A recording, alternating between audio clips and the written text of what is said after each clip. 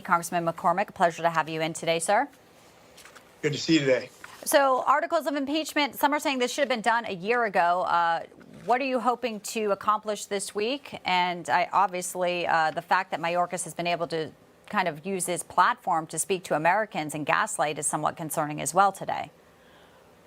It is, especially when he's lied to Congress openly in front of hearings that we can all look at what he's done, when he's opened our borders, when he's basically violated our sovereignty as a nation. This all comes through the president's direction, though. We have to remember that this goes far beyond just Mayorkas. This has to do with the Biden policies that the Democrats seem to have embraced and actually supported, where we have 10 million people flooding across the border in the last 3 years. That's basically 13 congressional districts worth that are unfunded, that are on the taxpayers' dockets. You figure our children, what they got to pay in interest alone on this, on funding 13 congressional districts worth of people that cannot work legally, that their entire subsistence is money we provide for their food, for their housing, for their medical, for their education.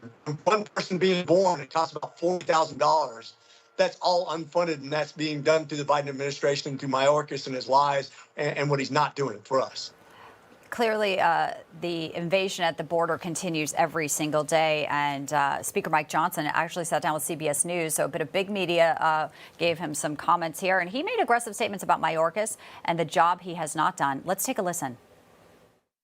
I believe Secretary Mayorkas is an abject failure, but it's not because of incompetence. I believe he has done this intentionally. I think these are intentional policy decisions that he's made, and I think there must be accountability for that. He stood in front of my committee on multiple occasions and insisted that the border is closed and secure when everyone in America knows it's not true.